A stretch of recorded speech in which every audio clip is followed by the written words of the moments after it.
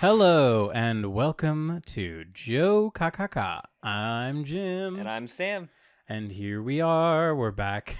Okay. I don't know why this feels like Why'd you this have is to- our musical episode, Sam. There's no music in this.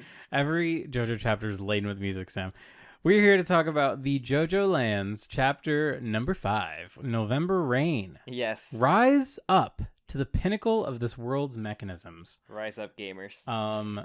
With a beautiful little advertisement for Rohan at the Louvre. The live action one. Yeah, apparently it's a movie. So okay, before we talk about anything else, I was like, is this like by movie? Do they mean like movie, or do they mean like this is like you can watch it on streaming? And we have a friend in Japan who literally is like, hey, do you know there's like a Rohan movie in the theaters right now? I was like, what? Because like, I mean, you look at things that classify a movie in Japan, like Dragon Ball Z movies are like 45 minutes. There's like Kamen Rider movies or Toku movies I've watched that have only been like an hour long. It's I guess it's just if it airs in the movie theaters, it's a movie. Well, that's what I wonder. Or because like in America, there's generally kind of like a rule maybe where like a feature film, like something that runs in a movie, like a feature length thing is over 90 minutes. Like, so because we saw the Dragon Ball Z, the double feature, and that was two separate movies as one. 45-minute OVAs. Well, kind of. The one wasn't even an OVA. Or we call movies here in the States at least. So yeah, I don't know. Maybe, I mean, I don't know why they wouldn't want to show like every new Dragon Ball OVA in theaters as well. They just make more money. They probably do. This leads to the oldest question in the world. What is a movie? It's true. Really, what is a movie? Yeah, we still need to watch all the Rohan live action stuff. I haven't seen a single second of them. Same. Okay, but that's not why you're here. It's weird that one is a movie. Is the movie compared to some of the other ones. I can see why. It's kind of like the biggest dick thing that Araki's ever done is have his own art featured in the Louvre. Like, that's kind of literally like the most impressive thing he'll ever have in his entire career. Yeah, it's just a bigger dick swinging movie. And I mean, not to say like Notorious dick swinging are here. I haven't even seen. I don't think it's a permanent exhibit. I think it was probably just a featured one. But I've only seen photos. I haven't seen like. You left a sticker of it there. in the bathroom of the Louvre, so he knows he'll always be there. But okay, yeah, we're here to talk about Chapter 5 of JoJoLands. Do you want to give a November Rain? Before we do that, you want to give a shout out to the patrons? I would love to give a shout out to our beautiful, gorgeous patrons, the Jokaks themselves, the people that support. If you don't know, we shout you out. If you give us a little something, a little tippy tip. Sam is like doing that thing where he gives you bedroom eyes and his big eyelashes start My big Kappa eyes. And starts fluttering his big eyelashes, so you try and give him like 14 cents. So this month we would love to give a big patron shout out to SBN Rustic, Classic Andy, Nino Nen, Sabot, Harrison French, and Call Me K. Once again, thank you everybody. And if you would like to hear your name at the beginning of the next JOKAKAKA, just slide into our little DMs. No, I'm kidding.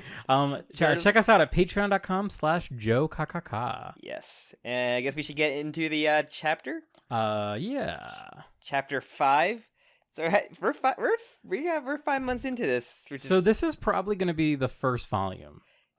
These first 5 feels like issues. It feels like a pretty good cutoff for it here at the end. But man, it feels like all the talk between chapters was like nothing, and then when it's pick up finally the chapter release. But man, it just feels like maybe because like the big mystery hasn't really been like super established yet. But yeah, this is finally we're at the point where we have like kind of a confirmation of a theory. Yes. Like not even like a theory confirmed, like this is a potential theory that we can start entertaining. Because even when the normal leak came out early, like 2 days early, no one seemed to care. Yeah, it's really funny.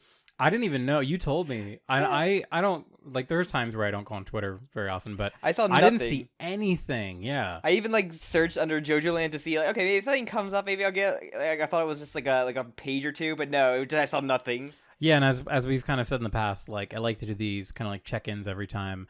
To see where it is. And yes, so like last month there was no leak.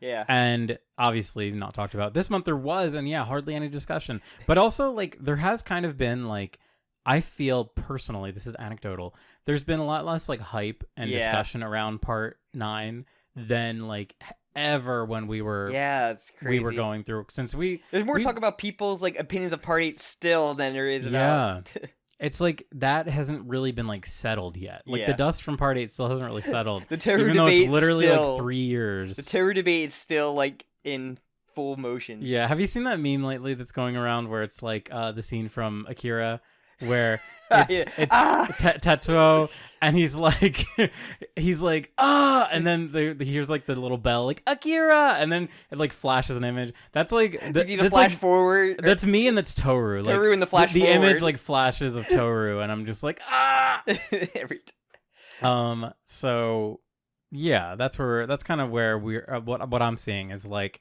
there's not as much discussion about Part 9 as I was expecting. And the live action One Piece is getting in the way of current discussion. It's true. For JoJo, that dropped at a really bad time. Well, we'll have another thing to talk about that. Let's just like sequester that. We'll talk about that at the end of Toward this. the end and maybe on some other show. Who Yeah. knows? All right, so let's talk about let's talk about November Rain. So I love this cover image. This cover. I was gonna say photo. It's not really a fucking photo. It's not a photograph. This cover image of JoJo is really good. I have to say too, like this is one of these moments where later on we'll get to it, but JoJo kind of comes into his own in this chapter. I love in him a in really this chapter. satisfying way. Like he really separates himself from like the other JoJo protagonists that we've had in the past. I wish JoJo was flipping the bird though. It kind of looks like he's. If you could use his hair as like yeah, his if you look finger. at his hair, it kind of looks like it. He would. If JoJo most likely to flip you the bird. He would, yeah. And then do a fucking like. Actually, I was gonna say floss, but he's even too young to do like a Fortnite dance. Like I feel like he's like outside of the Fortnite generation now. So yeah, He's like Gen Alpha. we start out with a POV. You are Dragona looking at your own hands. My hands. I like seeing like the POV, seeing a close up of all the crew members with the books in their faces and everything. Just to remind you that they're thoroughly fucked. Rohan tying them off. Also, yeah, I just love like the whole setup of like once Rohan touches you, you're totally like unable to do anything. So he can just do whatever. He can just like tie you up easily. Like Dragona is just like staring at their hands, and I just like Rohan's like on the phone, doesn't want to dox himself in this manga, so they censor it. That's such a fucking dumb choice. Araki could have just made up a fucking random name. He's like, oh, I'll just use Aloha Road or like Unless like what I'm supposed to believe Ohana Road. is that Araki went to Hawaii and like literally drew every single like accurate detail about this house, so he doesn't want people breaking in, so he has to lie. He wrote it in the chapter, and it's like, you can't write an actual address that's like this. Probably, I googled it. It's you included the zip code too, and the IP address. Because this will send JoJo fans visiting Hawaii to their homes. True. It's like the house. This is a Breaking Bad reference because the house that he threw the pizza on has become a horrible tourist site now. That is the Breaking Bad reference. People get pizzas on their houses now. Yeah, the people that live there currently, they should not own that house. It should.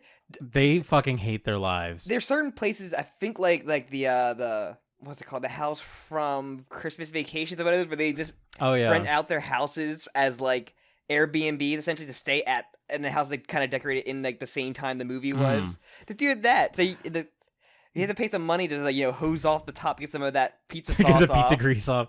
But it's funny because like and clean out the fucking meth that's made inside their home. But like if you like the inside of the houses are never gonna look like how the inside of because the insides of the house in the show are a set. Like I think the inside of Breaking Bad's house isn't like that. I was gonna say the Christmas Story house is also like one of those. The Christmas Story one, yeah. I'm surprised that's still up. Honestly, I'm not that sure. looks like such an old style house. It is. Honestly, my grandmom's house still has those old like 40 style switches that were like the for the radiator or the just a light switch. It's like you press a button and another button comes out. That's like the on and off. It's not like a switch. It's like a button. That's crazy. A button switch. It's so weird. It's like oh yeah. But yeah. So Rocky not doxing this mansion. I just want to zoom in on Dragona here. Like this is such a fun little way to kind of put yourself in Dragona's position because like it's extremely scary. Like you're a pretty tough person. You're a fucking drug seller. Yeah, you're a drug dealer and like you've seen some shit, but now you're dealing with shit that is out of your comprehension. Like Dragona is almost paralyzed in fear here. Yeah, this is very much kind of like a Wonder Reviews happening with like the diamond form. And it has the same kind of vibe where it's like, and it's not like Rohan's is not really doing it because Rohan doesn't really seem to acknowledge what's going on with it super. It's like he doesn't care at all about the diamond. It's kind of weird. It's like the diamond is almost like it got the runoff from the rocks that it was next to, maybe. What's the word when it's like a decoy? Like the diamond's almost like a decoy here. Like he keeps it next to the more expensive rocks. Yes. And that's the thing I think I predicted was the importance of the rocks next to the safe. So I'm happy about that. Yeah, I felt that too, just because like why else would you lock them up in like a safe? Like what's the purpose? And it's just doing a thing where it's like you cannot pick this up. The diamond is unobtainium diamond. Truly unobtainium. And the police are coming in 10 minutes. It roughly I guess that's the time limit. It's Dragon Ball Z time. So everything that happens from here point on is less than 10 minutes. I don't know how it is in Japan. So like I don't know what like the kind of like Japanese reader context would be, but the second he calls the cops, like in my head, I know that at least in America, when someone calls the cops, like you can't just call them back and be like, don't come by. Like they come. They will send a patrol car. They acknowledge that. We're like, which they do. Yeah, they do acknowledge. So I wonder if that's maybe not a thing in other countries. If you accidentally butt dial 911, they still will come to your house. Yeah, like or I remember like when I was like a little kid, I like called 911 once. My sister for one Christmas got it was like a giant smartphone, like cardboard cutout that you could like connect and actually call people with. I don't know why. It was a stupid gimmicky teenage thing, but accidentally somehow butt dialed 911 with it on. Had the cop show up on Christmas. Butt dialed a gigantic poster. It's so stupid. It's just stupid fucking like Christmas idea of just getting a giant cell phone that works. That's or so phone, fucking stupid. Or it'd technically be a landline phone, I guess. But that sounds like the most obnoxious. It seemed like a gag that would be in a movie, like a. So as Rohan is approaching Dragona, he keeps saying like, all right, yeah, the cops are coming. You're gonna go to prison. It's like the best thing though. Make like, it easy. It's best for you if you don't like fight me and just go right to prison. Like he's even acknowledging like later on, the best thing for them to do is just to go to jail. Like, which is so funny to me. That like he's almost foreseeing like how bad shit will get if they like even steal the heist, if they do the heist right. And I just love like Rohan standing there menacingly in like 2 panels on 1 page. He's just like it's so funny. Like he's just standing there, Jim, menacingly. He's great. We love him. It's just the Rohan. It's just really funny. And Dragona kind of just like wants to get the diamond keys like appearing and like falling out. Like if it puts her in her little pouch, the little 90s comic book pouch, and it ends up in a cup, and it just doesn't. It's freaking Dragona out. It's like it jumps out. So the weird thing last time was that it like was able to jump out of like a zipped up backpack. Yeah. To me, that's like it unzipped itself. Yeah, like that's like a level. It's not even just that it's moving. It's like altering shit around it to get away. Yeah. So here we see, it jumps out and jumps into like a little teacup. And then, like, I love Rohan needs the arrow just vindicate, to show that Rohan's looking at the money that just flies out. And not Paco's ass. It kind of flies out of nowhere. Yeah, it does. So, and that's all the money. So this is really reminding me of like the fortune stuff. Like the whole idea of like fortune, like attracting to a person. It's kind of like what Funny's whole thing was like, how he could like control fortune and like redirect misfortune. Because it stops Rohan from going to the cup, and it falls out on his own as well. I also and there's Andrew Jackson's appearance in JoJo, everybody. Oh wow, I didn't even notice that. But yeah, it's just, it's interesting. Paco stole a bunch of his banknotes, which is very funny, and just stuffed his pockets with them because he just can't contain himself. He loves stealing. That boy just loves to steal. And yeah, so yeah, the diamond's still just being weird. At least to these two for right at this moment. Dragona is just straight up thinking Rohan's responsible, and like you said, Rohan just like doesn't seem to care about it. Yeah, that's the funny part. He's almost more like interested in getting his like small change back, like his just bills. Just getting his inconvenience out of the way, but yeah, that's when we get November Rain appears inside and gets everything soaking wet. Well, there is like a really intense like. Rohan gets like inches away from Dragona trying to, what's it called? He has like zip ties, tie him up, right? Yeah, and he stopped when the rain soaks his house, and yeah, so and basically says, yeah, come out here, boy. I know you're there, and yeah, that's when and he's like, oh wait, when it rains in his room, that's your stand ability. Clearly, thank you, JoJo, love it. Rohan's smart. He knows when he's in a stand fight. Yeah, and then they basically JoJo does make an appearance and zip ties his neck. I love the way he seduced Rohan. Doesn't touch him.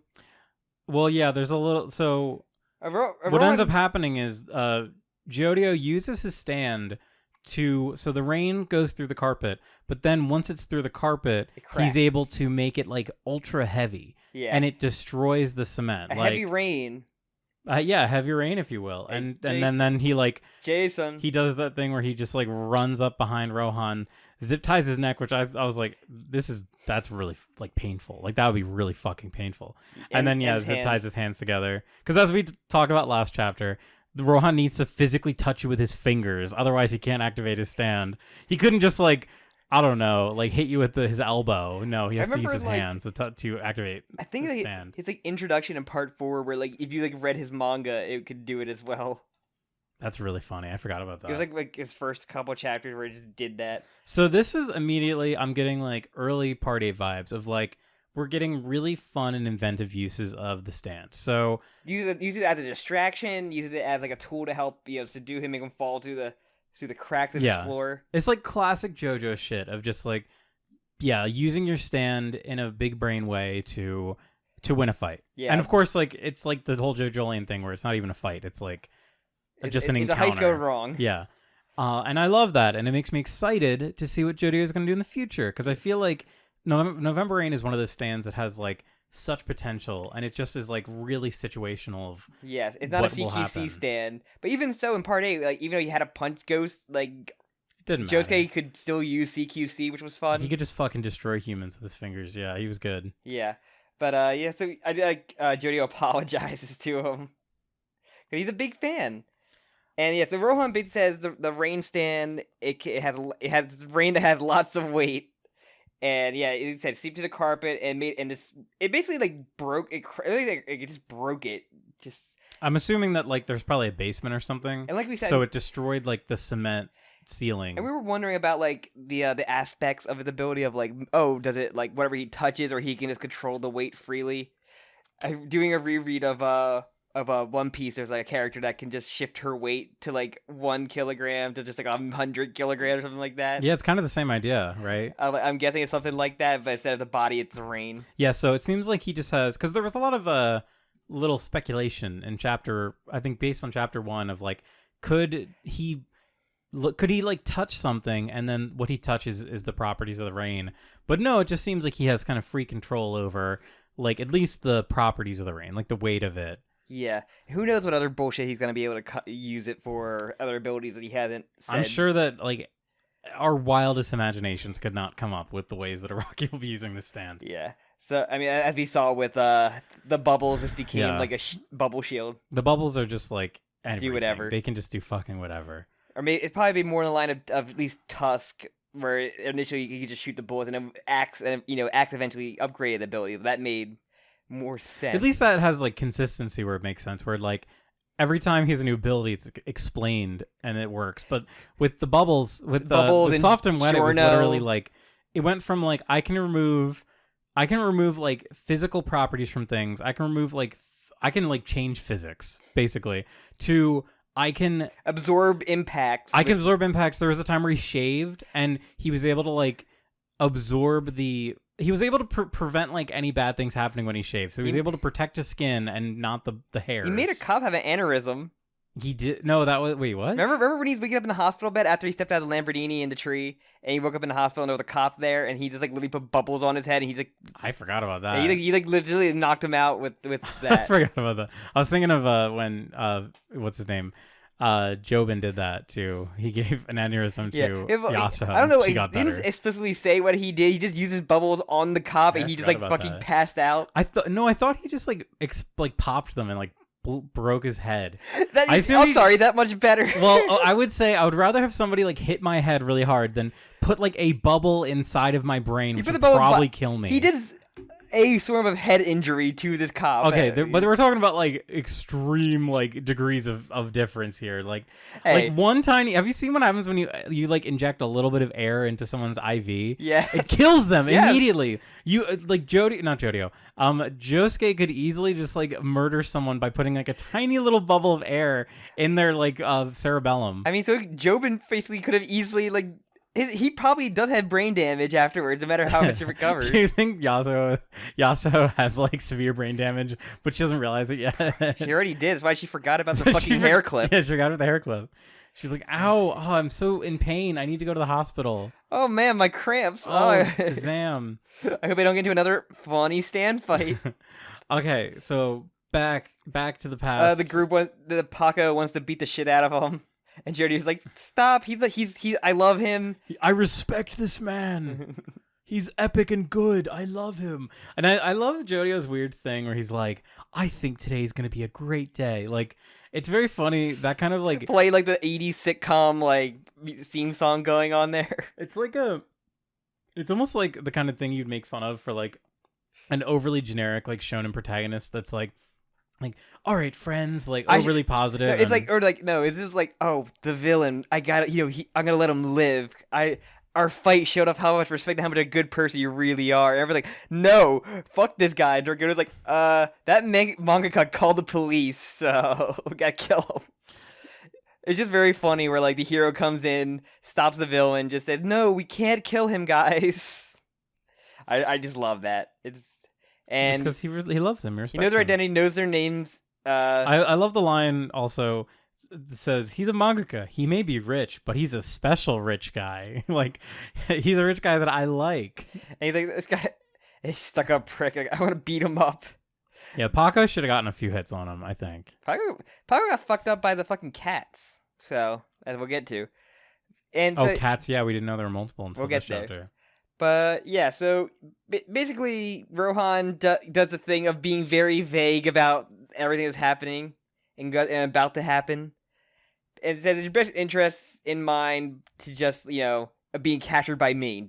You getting away is just, like, the worst case scenario for you guys. Which is so funny, like, to think about that. Like, it's almost like you're in too deep kind of thing. Like, no matter what happens, even though you don't know the secret yet, it's still bad that you were here and, like, you're fucked. Yeah, and he even says that, like, you guys are being followed. Like, yeah. And he name drops everybody, like, okay, this is our crew, this is our team, like, no ifs, ands, or buts, this is our Joe Bro group.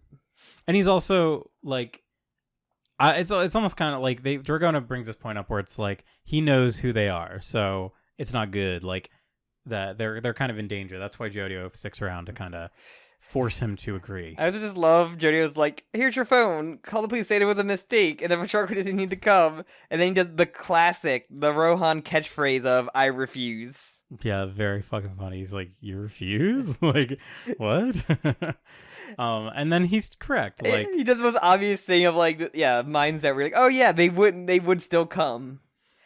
But then Jodio I love Jodio in this chapter a lot. He's like, he calls him sensei, which is like funny. That's like that makes me feel like he's a real otaku. Yeah. Just like me. He's an otaku weeb. But he's so like, from New Jersey, literally. He is from Atlantic City. I forgot about that. He's just like me. I love how playful he is here. He's got like this whole... I saw some of your sketches are epic. Yeah, well, he like basically kind of figures out like there's more to here than what it seems like. Even so, we know that Jodio did pop into the weird lab room, but he also had gone through, because I think he had like a book in the one chapter and had some kind of weird like polygonal something like that. So Jodio was pretty clever. He's able to deduce that Rohan is looking into some kind of weird shit. He had all these drawings of these rocks, so he grabs the two rocks, the lava rocks, the lava that were in the safe. But I do like when he's going off, like everybody, like his gang, is just very confused. Yeah, they're literally just like, dude, we need to fucking beat. It's like the diamond. Stop talking about the approach or the stance of manga or a philosophy of manga. Like, that part is really funny. It's like talking about everything. Like that's something that came down from the heavens. Like he's really into Rohan. This is like misery level of like being a fanboy for like for a writer. Jodio is definitely 15 years old. Let me just say. Can he really be 15 years old, Jim? So he basically what I love Yeah. here is he's like trying to get info out of Rohan about what these fucking rocks are. I do like when he does like a character going on a rambling, and then when he says like the key word, like basically like the Danganronpa turn around, the Phoenix Wright turnaround, where he just draws it with like the like a shade, like the light Oh, shade yeah. to it, where he mentions the lava photos and It's everything. not the diamond that was the most valuable thing in there. It's literally the break in those games. Yeah. Like, So yeah, he's like, you didn't come here for vacation. You came here to study those funny little rocks. I love how he kept the tray. They were all into. Yeah, of course you got to keep. You don't want to touch them with your bare hands, Sam. That'd be dangerous. I don't know about that. I think No, he does. I'm pretty sure it's safe to touch. But so I like how he immediately. Well, Rohan is like also drenched in sweat, which is really funny. It's uncharacteristic of Rohan. I mean, he's a little bit wet from coming out of the pool. No, well, he's thoroughly dried. He's thoroughly dried now. This is all flop sweat. But so I like how JoJo basically is like kind of like intimidating him into saying like, here's what our plan is. Like, we're gonna fucking leave. You're not gonna tell anyone we're here. And if I find out that anything fucking happened, I'm breaking one of these rocks and I'm throwing it in the ocean. And he has like 3 rocks or 2 rocks or 3. There's rocks. only 2 rocks. And he does. And JoJo fucking breaks pulverizes. What the phone? I love that he uses the phone. Pulverizes the one rock. So yeah, they're not like there are very fragile items, which is like has me worried for like how are they gonna like protect this rock. They're really fragile. Which I don't know. Like I know pumice. A lot of volcanic rocks are pretty fragile. Yes. Like obsidian has like a really I don't know if it's high cleavage. I guess you'd say where obsidian will cleave very easily. Pumice is like quite light, and because it's full of holes, I'd imagine it breaks. I want to know what color these rocks are. They look dark based on the shading, but usually like volcanic rocks, I think are darker like that. With, like, pumice is like bright white though. Is it? Okay. Yeah, pumice is bright. Obsidian is like super black. But yeah, I mined that deep before. I've touched obsidian.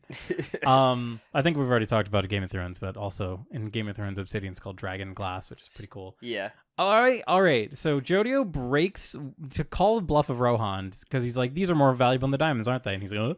So he breaks one of them with the phone. This is like hostage negotiation or like blackmail negotiations 101 of just like, oh, I'm gonna hold on to this. This is what you really want, but oops, broke it.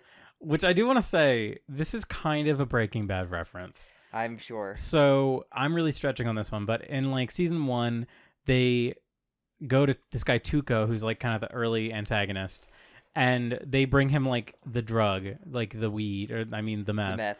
And he like bashes it with like a knife, and then snorts it. So JoJo doesn't snort it here. He blows it, but he still bashes like he uses an unconventional object to bash a rock. So I'm gonna call that the semi-Breaking Bad reference. Then he snort the rock and again like November rain or December rain. But so immediately Rohan's reaction when he shatters it is like, "You asshole!" Like clearly he's like, "Okay, this is obviously like extremely important and very." They make it clear that this is to him worth more than the $6 million diamond. Yeah, which like Rohan's expression here too. He's like, "Are you mine?" He's like in a state of like. Yeah, like disbelief. So, and just to think, like Rohan is extremely wealthy, as we know. I love he also blows the dust of the rock too. So it is completely pulverized. It is beyond repair. You can't even use a single. Piece of it. Ta-da! Just very funny. He's such a cunt. I love him. I want to see him interacting more instead of just being like quiet in the background or saying a few things to him. I love him interacting with people. Yeah, it's great. It's cool that he like was chilling for a bit and like was hiding from him to kind of like wait for the right moment to spy on his manga / get some information about volcanoes. He really just wanted to look at his journal. So yeah, basically I'm just curious as to like why would this be so valuable? Like what is the purpose? Like I think a lot of our early predictions were like it has maybe something to do with like wall eyes, Pacific area, devil palms of just like equivalent exchange. Like it must have some kind of relation to like that shit that we've seen in the past. And it's not like special material because it is fragile. Yes, very fragile. He broke it with a phone. Yeah. And the phone only like cracked a little bit. And like yeah. Stuff in JoJo tend to be very durable. So yeah, I'm just curious as to like Okay, also another question I have. So we saw there was a ton of it in that room. Like, They were like scattered around it was it, but everywhere. yeah, but I think the two pieces that he had in there were like special in a way in particular. They were the only ones that were in the safe. So Yes. presumably, like, maybe these rocks are special or better. I don't know what signaled it to be the right ones or the ones he's looking for. Because, yeah, the other kids, I mean, they're not, like, experts, but they couldn't tell any differences based... It wasn't like they looked at it like, whoa, these are glowing. Like, no, they were just like, what the fuck is there stupid rocks in here? What a weirdo. Grab the diamond. Yeah, and so, yeah, Rohan basically, like, agrees, essentially, and basically has JoJo talk to him alone, essentially. Which I love that he's like... Come here. He's like, only you. I only want you to hear this. And we get some nice little... As it does classic, I can't believe I, Kishibe Rohan, was bested by this bunch of no-good brats. Very, very Rohan It's weird to see Rohan say classic Rohan stuff, but drawn in, like, the new modern style, yeah. Where, like, you see him, like, reacting like a fucking lunatic in that one. And it's really hilarious that he says this out loud. Like, this feels like a monologue that you would, like, This think is a villain internal. monologue where he's like, I can't believe I'm bested by a bunch of children. The meddling kids. But you, main character, Kun, are interesting to me. Like, very much in the line of that, but since it's Rohan, it's just like, okay, it's a lot more satisfying than random villain of the week, like, generic bad guy saying this. Mm-hmm. There's like a couple of times in JoJo where, like, the villain of the week they fought is like, I respect you. So in his little, like, heart-to-heart with JoJo, he basically says that there's, like, a big responsibility that comes with taking this rock, and that there's only one. So it seems like JoJo... For now, anyway. JoJo destroyed the other one, which makes me think, like, when we learn, like, the purpose of this, the fact that JoJo just destroyed one is going to be really funny in hindsight. Where did you stash the other one? I broke it.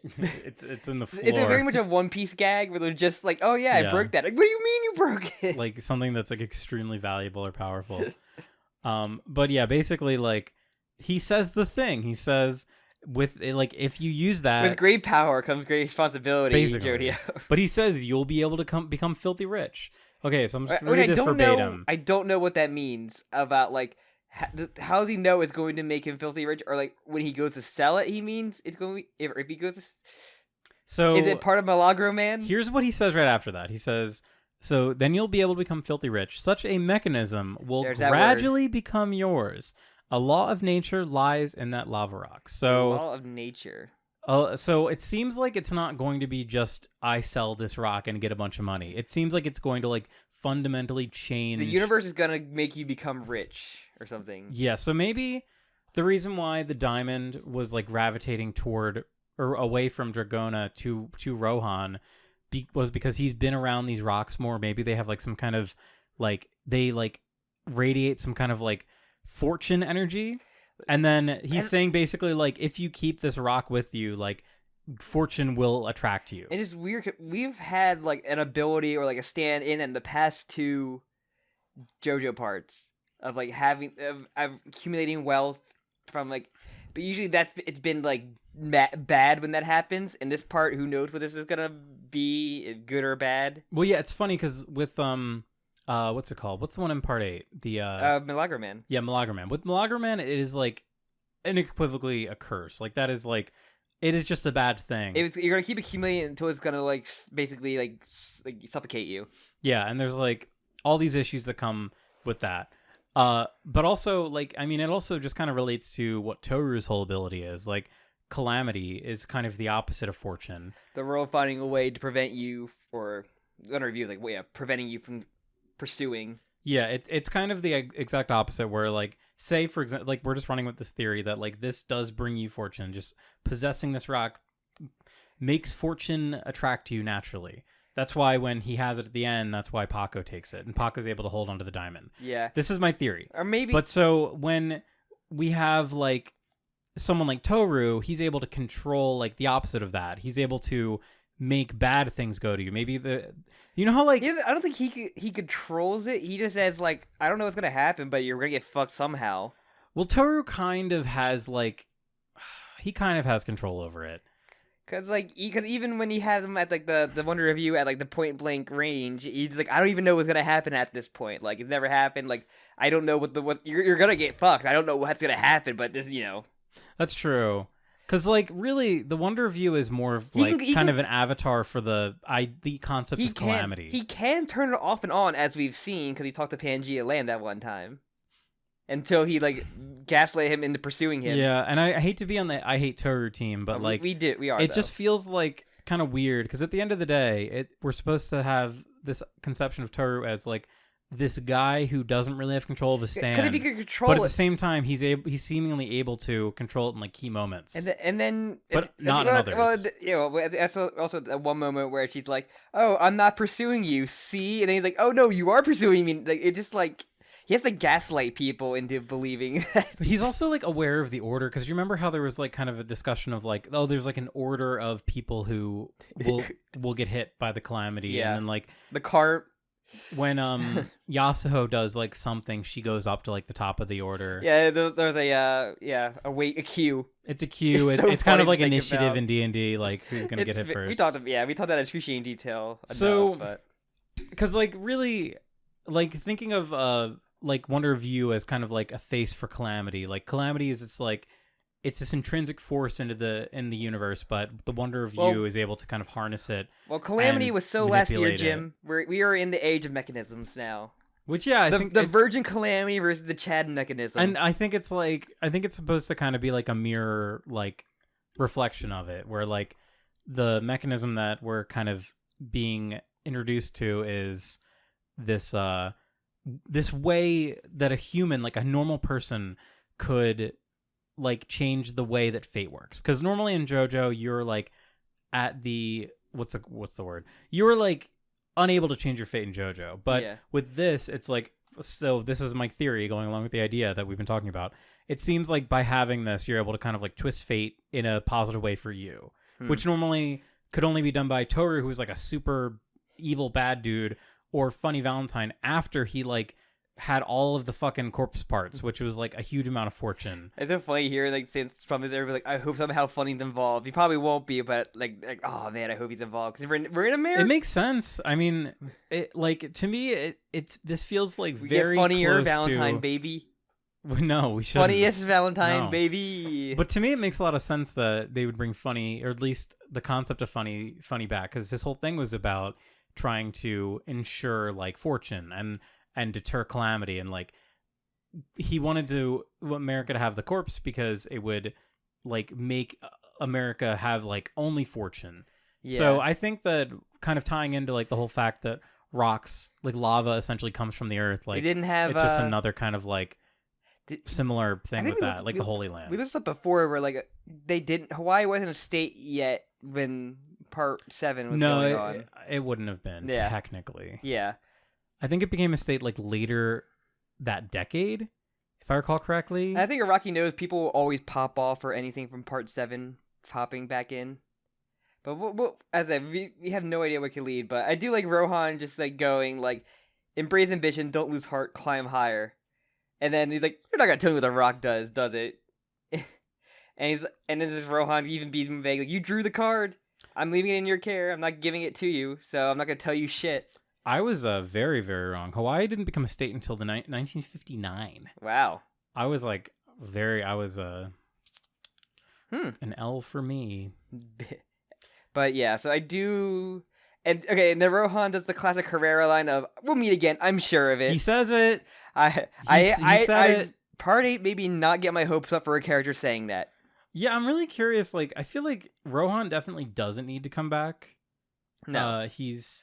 Unless they end up going to, like, Japan or something, and Rohan's, like, there.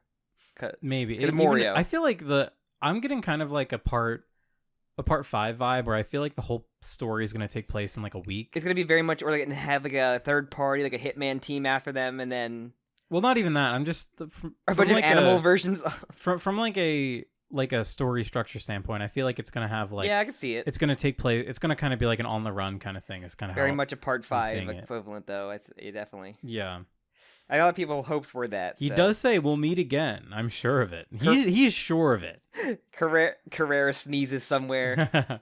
In a dumpster. The goblin. Eating a raccoon. No, she's just, like, getting a free dinner somewhere. Being a Karen. But, yeah. Karen. But yeah, I said, don't tell anybody about the lava rock.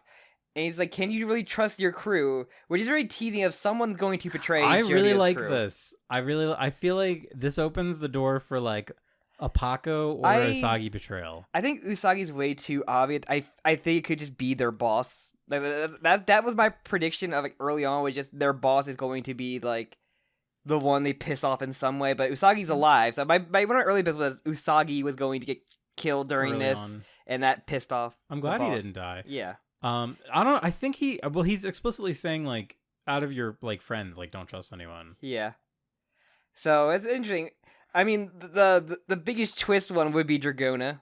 I know. I was thinking about that. That would be a good one. Because Paco's already like probably the most like criminal one because he can't control his impulses essentially, and He's Usagi the oldest too. And Usagi's like very like the young, naive, like, but he doesn't seem the one that would betray for like. But he's like not naive. He's though, a wild card. He knew about stands though, and they Yeah. didn't realize that they were in a stand battle. But he's also just like, I don't know. He is a wild card. He seems green. He seems Yes. green around the gill or green around the horn. But he's very handy though. When push comes to shove, he can like push his weight and like look in like the right places. Yeah, he's a bit of a he's like like a wild card. He's like a surprise. They don't really know what he's gonna do. And Dragona being like so freaked out just by like the diamond and these rocks, essentially, maybe Dragona be like, "You have to destroy that thing." It's gonna be like the One Ring, like destroy the rock, Jodio. No, they have to go back to the volcano where it was formed. Yeah, the volcano. Could you imagine? Go to if that's Mount what the plot Fuji. is? They have to go to Mount Fuji. They have to. the Hobbits. We have our Frodo, Sam, Pippin, and Merry and Pippin. And Merry and Paco, yeah. Merry and Pippin, and Gandalf is gonna be Rohan. Yeah, well, Mount Fuji and is a dormant volcano. And then our Part 8 crew is the Fellowship with we have the Aragorn, Gimli, and Legolas. It's gonna be our Part 8 crew. Did you know Josuke broke his toe and kicked that rock on that scene one panel of Part 9, Chapter 27? That's gonna be a fact. You're gonna know about it. Everybody's gonna shut up about it. But then he goes off and basically they say, "Oh wait, we got his shit. I stole one of his artworks, by the way. He even get some, like, it's mine now, but, you know, it could be worth something." That part's cute, where Usagi stole, like, a sketch of Pink Dark Boy. He kisses it. He smooches it. And Jodio kind of, like, what? Why'd you do that? That's a really funny moment with Jodio, too. It's really funny, too, because, like, Jodio has, like, this, like, newfound respect for Rohan, and then Usagi just, like, randomly yoinked, like, a thing they didn't even need. Did the yoinky sploinky and took his fucking art. So yeah, Paco. So Dragona is basically like, I don't want to touch that diamond. Like somebody else, I don't think I can do it. And Paco does, and he's able to take it. So that's kind of. It came out of Paco, but did you get reacted to the Joestar? Or could be maybe it's like a weird. Maybe I mean we'd have to see if Jodio touched it because my theory is that because Paco is on the same team as Jodio, the reason why he was able to get it was because Jodio has the stone now. Jodio has the fortune stone. That's my big brain theory. Maybe that's the only thing. It's like it's like the only thing keeping them together. Get like a magnet. Because it's the only thing that like changed. Okay. Nothing changed about the situation except Jodio like now has the stone. Because if Rohan had the stone beforehand, we know he wasn't holding it, but if he had like possessed it and had worked with it, presumably he would have like that kind of fortune is like still affecting him. That's why every time Dragona tried to get the diamond, it was like running back to Rohan, and it would go to places where Rohan could easily get it. Yeah, but it also like the money. Remember, all the money orders came out when it was near Rohan in the mug, and all the money just flew out of his Paco's pockets. Yeah, and that's why I think that's also like another side effect of the fortune. Like Rohan still has like the latent. That's why I'm thinking of it like radiation. Like this rock radiates fortune. Rohan has been around the rock for a while. He's got the fortune radiation on him.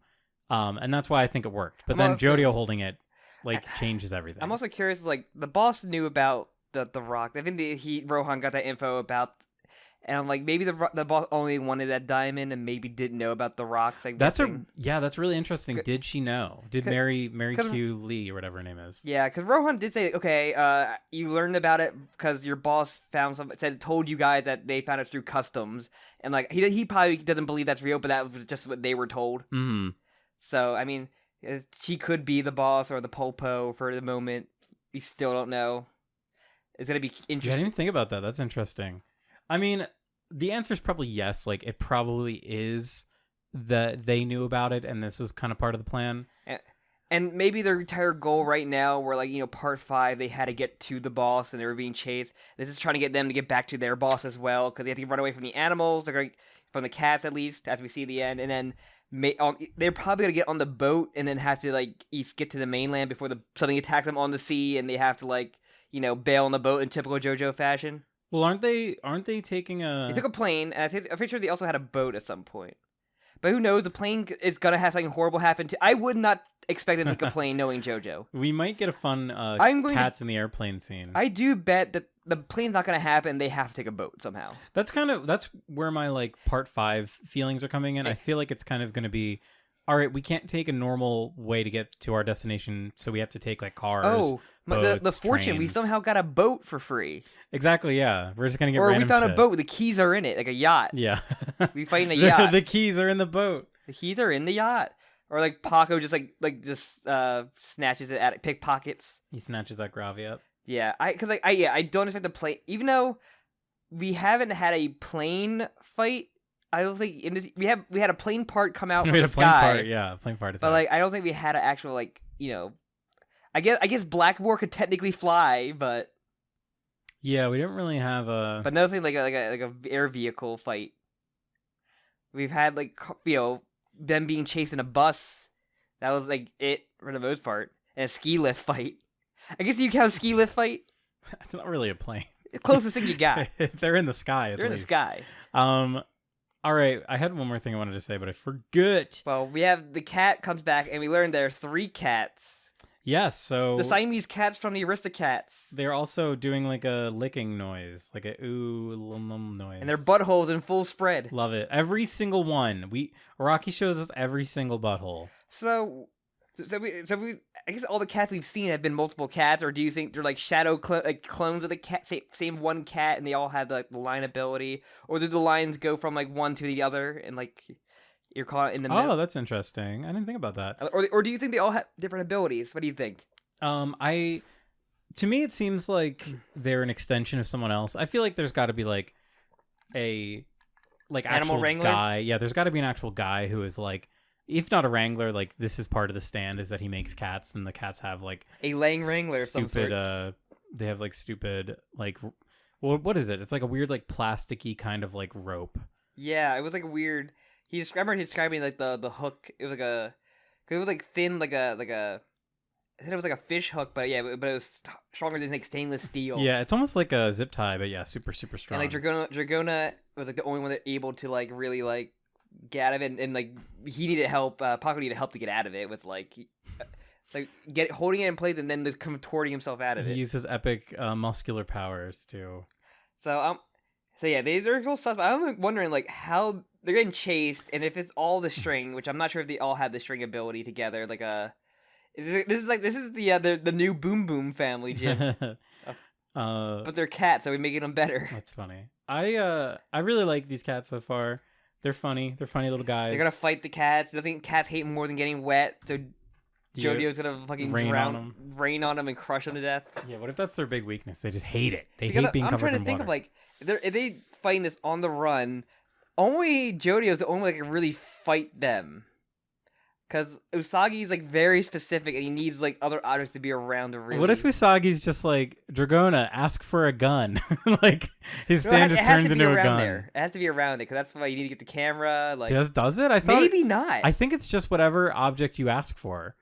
He can't ask for it. He has to have someone else ask for it. Well, we saw it. It goes up. It runs up to the object and then splits it from the object. At least that one did. That one did. I don't know if that's like a specific rule. It's bullshit. I guess it can be. I think it's literally just like it can create any object. It can't be something that he wants. That's why he said Dragona ask for a camera or whatever.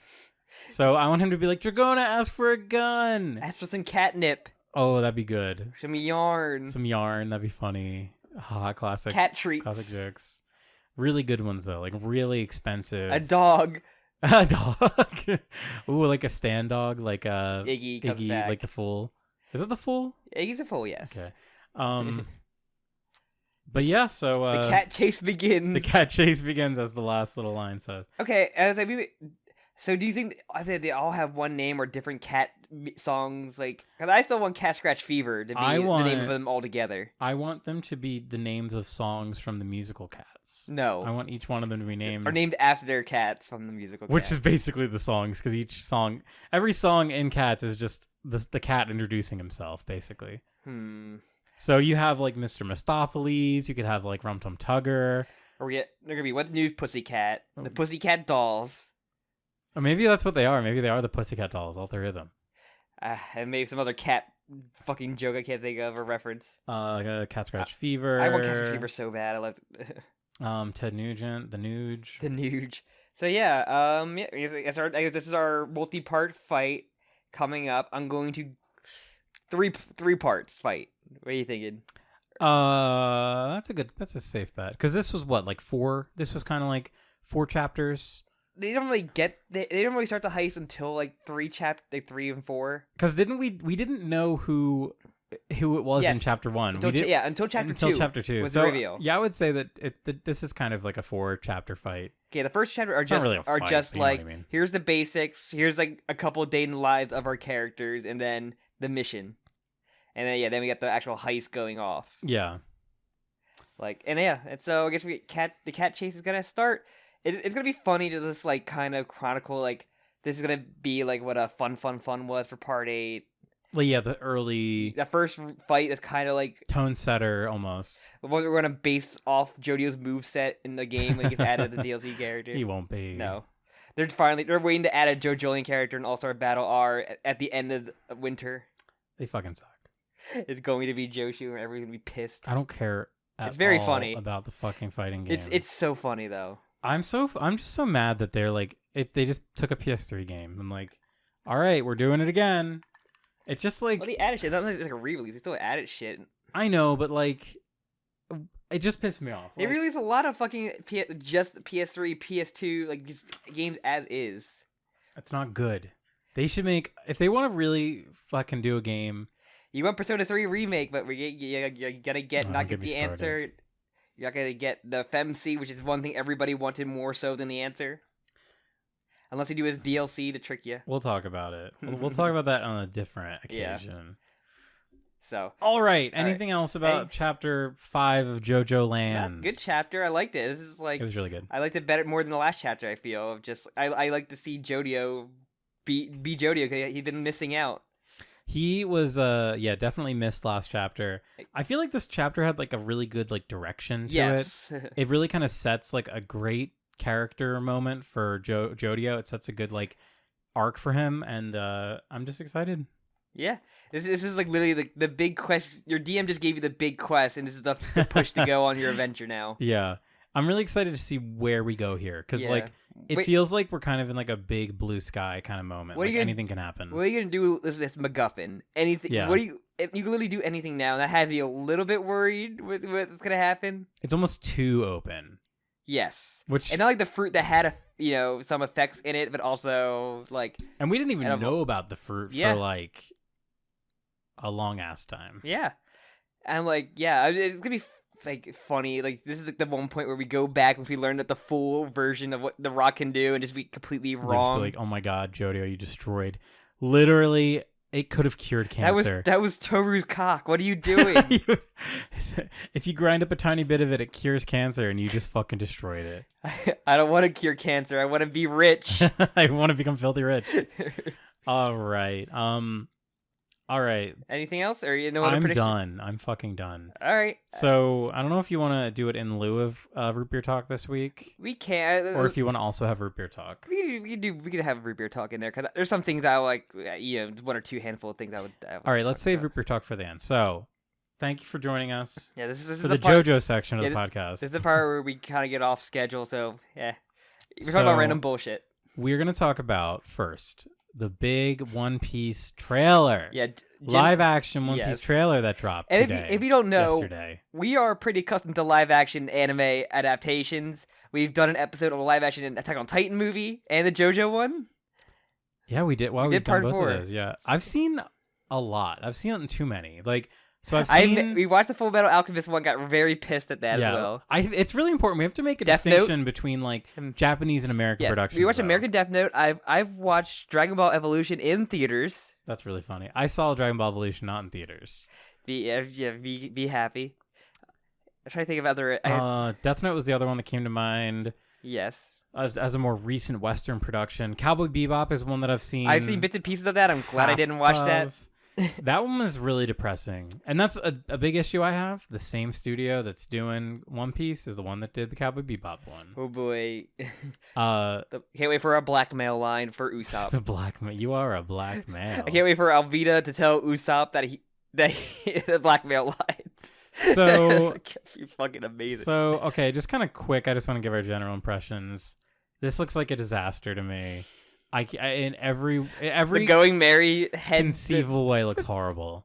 The Going Merry head looks so weirdly scary, and Mary is supposed to be like a cute fucking goat. Just wait until Chopper. That tease. Oh my god! I didn't even think about that. At the end for Chopper. That's gonna be the fucking Ed moment. Vivi's duck. Yeah, I can't do it. I don't think they can do. I really do not think that they can do live action One Piece. Period. Not even just this production.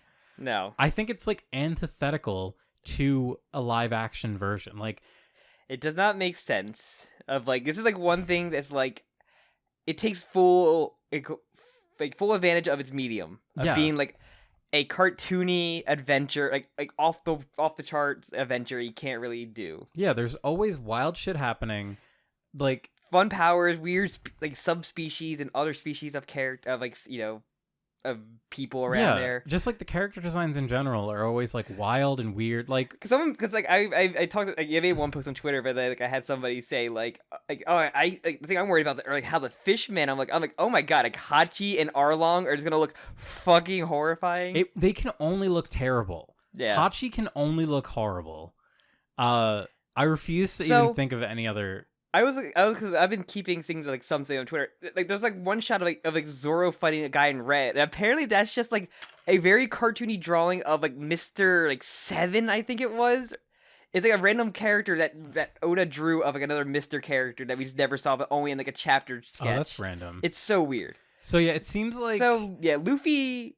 I think Luffy has the look, but he always sounds weird. He doesn't have sandals. Yeah, and him not like he's very oblivious to everything, but he kind of made like, oh, you're fighting now. That is just happening. Yeah, and he makes like a joke about like, oh, there's some tension in the group, which is not something that Luffy would ever acknowledge. He's very oblivious to the lot. That's why his crew is like there to like fill in those shortcomings that he has. Yeah, because he'd be nothing without his crew. The only tension is Zoro and Sanji for them, and like Nami gets with everybody else. But... At least early on, Nami's kind of got the like double agent thing. I think Zoro looks great. His green hair looks better than Nami's wig. It's funny, I didn't even realize that he had green hair, but I guess he does. Yeah. Sanji looks weird. Sanji does look kind of weird. There's that shot that him looks like Drake Bell. So weird. I mean, he does do the kick, when he do the barrel thing. They show that he does do the leg straight up thing, which is nice. But I just really don't want to even like watch this. I'm curious. This is okay. I'm sure you were always more in a Cowboy Bebop than me. This is like my version of that where I kind of have to see how. And it's 8 episodes. And they're going up to, I guess, at the end of getting Sanji and then doing their like vow of like what they're doing. So one thing I want to say, comparing, because I'm already this is just to me going to be exactly like how Cowboy Bebop was. Like, it's just going to be really bad. Cowboy Bebop was what, 24 episodes? No. The original? No, the show, the live action show. No, it was like 8. Oh my god. They did one of these things where it was like, all right, instead of like pacing it like how the original was, we're going to make like 8-hour-long episodes. Yeah, these are all hour episodes, I believe, which sucks. In my opinion, that's terrible because the Cowboy Bebop episodes, like, they just drag on, and it's just like, it's not fucking fun. And One Piece is supposed to be like fun and quick and breezy. I don't want to watch like 60 minutes of an episode. The Live and Bebop do original stuff as well. It did, yeah. It added a lot of original. The vicious stuff was still bad. The vicious stuff was built out so much and was even worse than in the original, which that's probably, in my opinion, the weakest part of the original. I always see this one image of Faye Valentine saying like, "Welcome, motherfuckers," or something like that. She says, welcome to the ouch, or something like. Here comes the ouch. It's like a really bad line. I can't. Faye was like the one character that Faye and Jet actually were like pretty decent casting. Oh yeah, Jet. In my opinion, Jet was actually almost perfect casting. Spike Speed. The problems with Jet. So minor spoilers about the Cowboy Bebop live action show. They turn Jet into like a sad dad guy, which is not his character at all. No. He's supposed to be like a not failed, but he's like a what's the word? Like a heartbroken romantic. Yeah. Like he had like a love once. Yes. And now that there's no way that can happen. So he's got like a whole episode where he's in a trench coat and it's all like noir and it's like, I used to have a love life and now I'm just a nobody cowboy. And it's great. But in that they make his wife and daughter live in like the fucking suburbs of like Illinois. It's like they just film like a random like suburban neighborhood. It's like a Guardians of the Galaxy where you just go to a Literally. suburban neighborhood, but there's actually a setup for that. And Jet is like set up. Jet is like in his fucking like spacer like outfit, and his family looks like they're from like a regular like ABC drama called like Council of Dads or something. Yeah, you showed me like a handful of clips. I've seen like the clip of like Ed at the end, and I'm just like, that's really fucking funny. I didn't make it that far.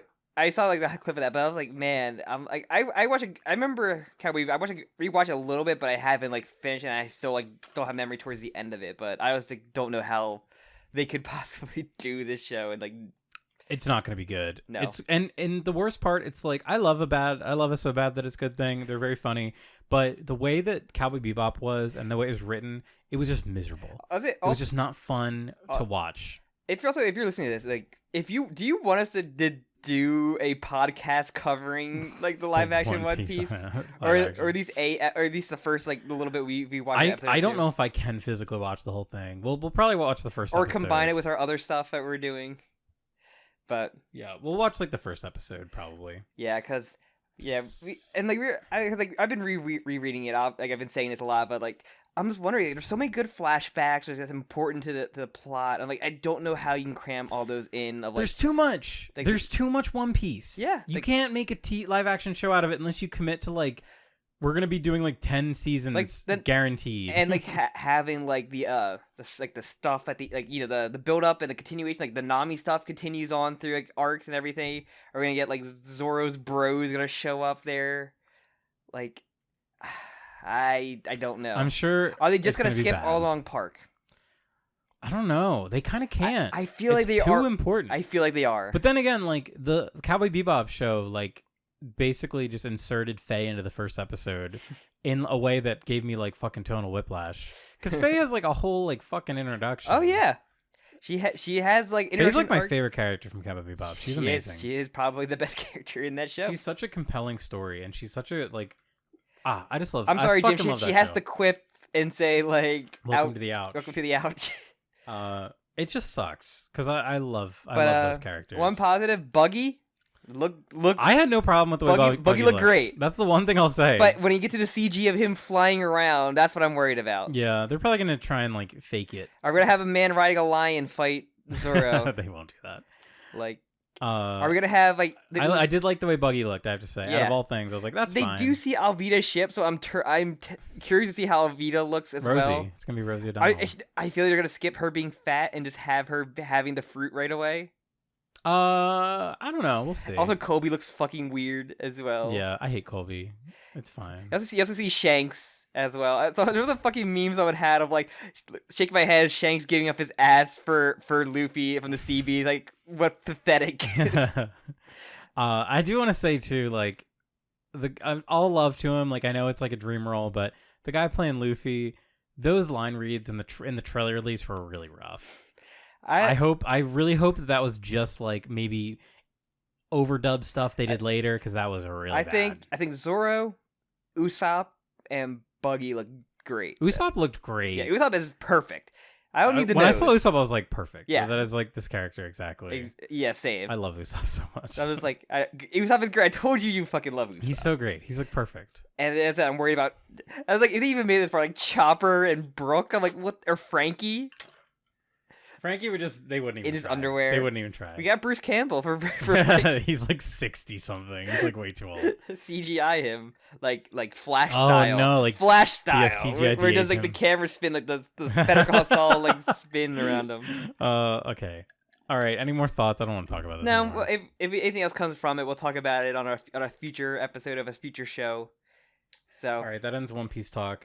Moving on Root to root beer talk. you Sam. want to go first? Or you want me to go No, first? you go first. I haven't thought of All it right. yet. Yeah. So obviously, I've been rereading One Piece. I got 6 in between that. So I have like one thing left before we do another big thing. I'm like right before Alabasta. So that's the arc I have left for my reread. But during when I was sick, I watched a sick Indonesian action movie called The Night Comes for Us. The director does like horror movies and everything, as he's known for. But he did like an action movie with a bunch of guys from the Raid. And the movie was not much of a plot. It's like this kind of like a basic one, but the action is just very brutal, like very that tired action that Old Boy kind of has, like that really grueling, exhausting one. Like sort of realistic, like hyper realistic almost. That with like raid choreography and like you just see him getting tired in some of those fights. It's just very bloody and will make you cringe some of the violence in it. But if you like that kind of shit, highly recommend. It's on Netflix. And then with other things, it's on Netflix. Yes, I didn't know that. Yeah, and then another thing, I talked to Jim about it, but I've been like kind of catching up with season 3 of Young Justice. Oh yeah, And I'm like I have like 6 episodes left or something like that. But I think it's a lot of hit and misses with this show. I love the first 2 seasons a lot. The third season, it's like has some good stuff in it, and then it has anything involving this one singular character has been like the dumbest decision making of like every piece of drama you can make for a show is crammed into one character. To tell Jim I got here today, I literally sent him a text of this one image that I fucking love of like the character drinking underage drinking with the character that looks like Chloe from Life is Strange holding a gun. And then because and then making out with her while she has a boyfriend. It's like the most like drama. Like every CW season, it's just like a drama throughout all characters. I'm like Riverdale is just thrown into one character that also. It's like a neutron star of like every drama from every fucking teen show, but not in a good way. And like literally, just the last episode is like you literally have cancer for healing too much. I'm like, stop it. I forgot about that. I'm like, stop this. You need to. There's other. This is like a show with a cast of wonderful colorful characters that you can just put this into, and you're just throwing it into this one character, and it's just the most annoying character too. It really sucks because I think so I'm almost finished Young Justice, and apparently Young Justice is not going to go past season 4 at the current time. Young Justice has been canceled like 3 times, so it's fine, it'll come back eventually. But I think, in my opinion, it gets kind of rough. Like, I'm like, oh, I'm loving this Beast Boy stuff. No, don't go back to Halo. the times when they focus on like the original characters are the best, and I think part of the issue is like because the show so much time passes, like all the original cast aren't teenagers anymore; they all grow up. Yeah, they become mentors, and it's supposed to be like a teen angst show. That's what the first 2 seasons are about. They're like dealing with like being an angsty teen and having superpowers. So I think they wanted to kind of bring that energy back. That's why they introduced some new younger characters. But it's like they go way too hard with the Halo. Also, the Beast Boy stuff is like way more interesting of the not Teen Titans. Like this is a lot more fun. Yeah, Beast Boy goes through like legitimate PTSD, and it's great. Like I know there's like a meme on Twitter right now of like oh, this animated film shows a realistic depiction of a panic attack. And it's funny, like, that's like a meme, but, like, Young Justice was really good when it handled, like, characters dealing with trauma. And, like, even in season 1, like, I highly recommend Young Justice. Definitely watch season 1 and 2. But in season 1, they do, like, a whole episode where, like, the world is ending and every character, these are teenagers, it's teenage superheroes, and they're, like, saving the world, and each of them dies, like, one by one in this episode. And it seems real. And then at the end, you realize that it was actually just a sort of like telekinetic or like a psychic trial to get them ready for like a worst case scenario. But because one of the characters is like a telepath, she made it like hyper real. So people thought they actually were dying and they forgot that it was simulation because you're not supposed to. So then the next episode is like literally each character going to therapy and like going over like the shit that happened in it. And it's great. And it's like, what's her name? Black Canary is like the therapist for some reason. I don't know if she's like she was like the 1 to 3 people that was like their mentor in that show. I don't know if she supposed to be like a therapist? Is that like a thing in the comics? I don't know. But it's great because it's like they go through like a really horrible thing, and then each character like has a very big character like setting, character defining thing from it. Yeah. And then it just kind of builds, and it's really good. And then season 3, you've got this new character that is just like, we're going to insert every very special episode that we can into her. And it doesn't feel like she deserves it. It's insane. Where once you think you're clear, it's another thing in there. She has like the mindset of a 2-year-old. You're telling me she has the scene with the thunder? she somehow has a boyfriend that she's also cheating on. And he's also the king or the prince of an Eastern European country. But there's a scene where like other characters are like, there's like a baby and there's a thunderstorm. Like, oh, we have to like console the baby, and the new character, she's also freaked out by the thunderstorm because she's so weird and fucking strange. Like it's the weirdest character I think she sucks. It's one of the worst characters I've ever seen that I cannot believe. Like out of nowhere, like she would just throw in line like, "Oh, I'm this now. I am this now." I'm just like, you just there's no like build up. There's no like you finding out about yourself. No, you just saying you are. Like it gets worse. And I understand. And later on, you see more of it. I understand the writers are trying to be very like they're really trying to represent identities that are not often represented. Oh yeah, there's good. I've seen good ways and there's to do that. But and I will say, like the path to hell is paved with good intentions. Yeah. Like you can definitely fail when you're trying to create characters like that. You can. It's like you gotta like have they explore, they find out something about themselves, and they okay that's a, but not just like she's like, I guess I'm non-binary now. It's not like a build up. She just says it out of nowhere in the middle of an episode, and it's just an offline. It does just kind of come out of nowhere. And I guess also we've been saying the wrong pronouns for her. Whoops. But no, I think they do say she goes by she. Actually, no, I think she goes by they in the show. No one ever no one ever brings up again, at least from where I've been watching, where they don't mention it. I forget, frankly. But yeah, I forget. Those are 2 big things I've been doing. And like watching, she basically feels like if like a Twitter user was like a baby, like if a Twitter user had their mind wiped and turned into like a 1-year-old. That's kind of what this character feels like. Yeah, they cram so much stuff, and then like we're gonna take her to high school now. I'm like, this is the worst option you could fucking come up with right now. Keep her like locked up in a cellar. I'm like, she's gonna learn so many slurs going through this high school. She's so impressionable. Yeah, let's put her around a bunch of teenagers. All right. What about you? Jeez, I was so distracted by Young Justice I couldn't think of mine. Honestly, I hate to say it again. I think I don't know if it was last month. You did say Zelda last time. It was Zelda. I kind of want to say Zelda again. You haven't played anything else? I'm still playing Zelda. Honestly, no. Or only Marvel Snap. Else? Honestly, no. I know. I still got you in the Marvel Snap. So. Since Succession finished, I haven't really been watching anything. I've been reading One Piece, but that's where you at now, by the way? I'm still in like chapter 590, I think. Okay. 490 maybe. I'm at 490, I think. Okay. I don't know. There's so many. I basically just finished Thriller Bark. Okay. That's the big arc that I finished recently. I haven't really read much since. Gotta see one of my favorite design characters. Yeah, I want to sit down and read. It's just hard to like find the time to sit down and read. I'm like that too. I read through so much of it for the next like checkpoint I was going to, and then I got like sick and just like haven't got to read after that. Yeah, it's kind of like I need to get like myself hyped to do it. But yeah, I'm just gonna say Zelda. Honestly, like I'm still plugging through Zelda Tears of the Kingdom. It's great. I wish I had my Switch on me to see how many hours I have. It's got to be over almost 100 at this point. It's so funny that the one Somnium Files 2 is like leaving it in rest mode still count your hours of playing the game. Yeah. So I just have it's like 9999 hours and it just like doesn't go up anymore. Yeah, that's why I was happy. When I played Breath of the Wild, I would leave my Switch on all the time. So I made sure to not do that this time. So I'm getting a better understanding. But so no, that game's amazing. I've only done like 3 of the main like quests yet so far, and I'm just exploring the world. I just want to fill the whole world out. It's really cool. I think the only other thing I did was Final Fantasy 14 patch came out. The big story patch, still good. Did you play 15 yet? Or sorry, 16? No, you need a PS5. Sadly, I don't have that. I play the demo. The demo's really good. I want to play Lies of P. Lies of P looks fucking awesome. The demo's out.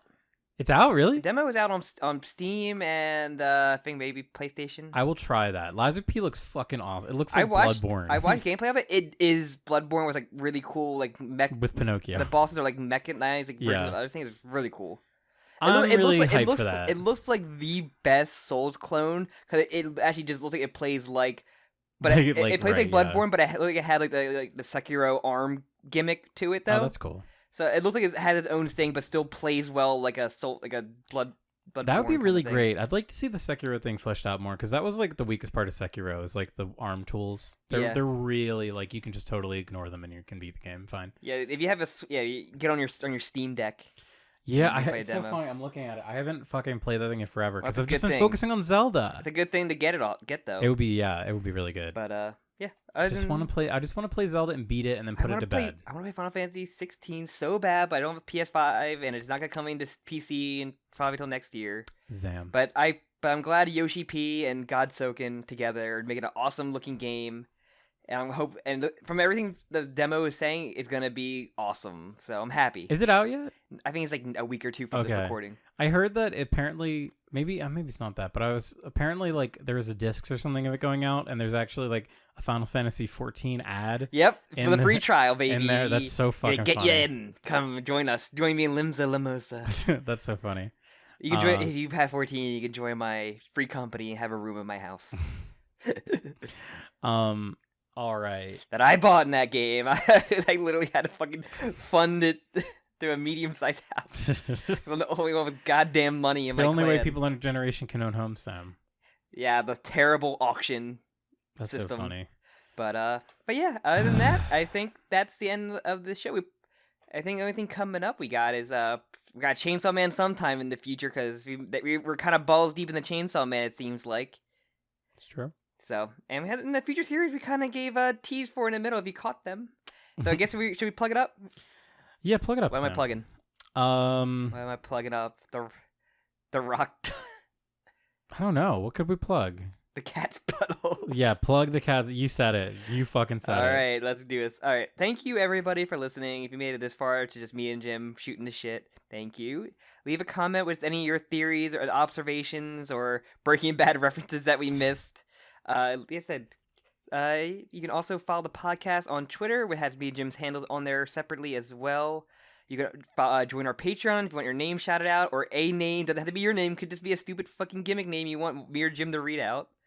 You can also join our Discord for JoJo and whatever other subjects discussions. And with that, unless you have anything else to plug, we can wrap it up. I don't have anything else. All right, and with that, we will see you next time when Chapter 6 comes out. Bye-bye. Bye-bye.